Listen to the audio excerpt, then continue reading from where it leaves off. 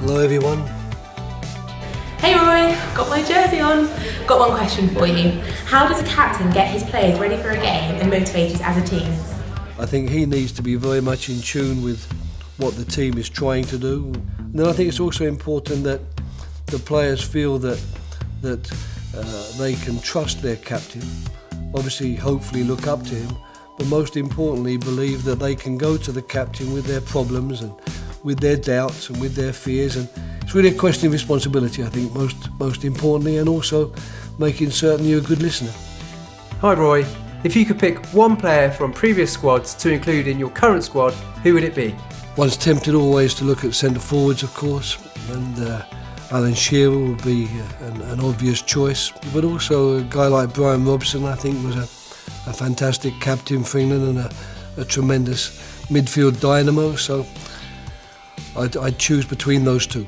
Hi Roy, who's the best manager you competed against? I'd probably have to say Arrigo Sacchi. I think that he revolutionised Italian football. He was a big fan of English football and based a lot of his ideas on England or English teams doing in the past.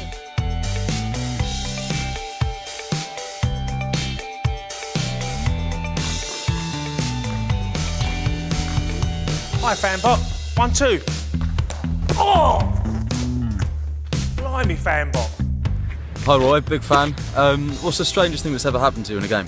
It was during a qualifying game actually for Finland when we were playing Serbia.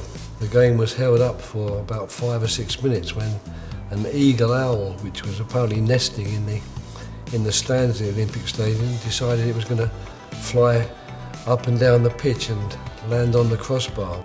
Hi Roy, I would like to know what gadget it is that you can't live without. I'm not sure about that one. I suppose the telephone or the mobile telephone, which has taken over everybody's life, I suppose. Hey Roy, Natalie here. I've got a question for you. Outside of football, what athletes do you admire most, past or present? Probably look at tennis, the two sporting heroes in that regard. I think have had tremendous achievements. So first of all, Björn Borg, the Swedish tennis champion, and latterly Roger Federer. So they would be my choices.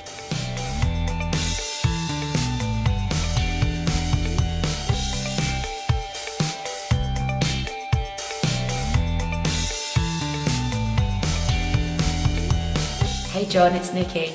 You've been in football a long time. Have you seen a lot change? The shorts have changed, the money has changed, the stadiums have changed, the referees have changed, but the biggest change are the ridiculous hairstyles they have now.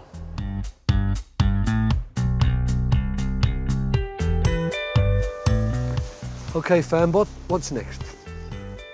Hi Roy, my name's Josh and I'm a lifelong United fan, so naturally as a kid I grew up idolising Eric Cantona and Roy Keane.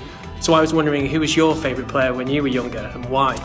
I had three, I guess, going through various phases in my youth. The first was a Crystal Palace player, Johnny McNichol. And then there were two who were fairly contemporary, but both shared my affections. One was Johnny Byrne, also Crystal Palace and West Ham, and the last one was George Easton when he came down to the Arsenal. Thanks to EE for organising your questions, and thank you for sending them in. And we're looking forward to your continued support.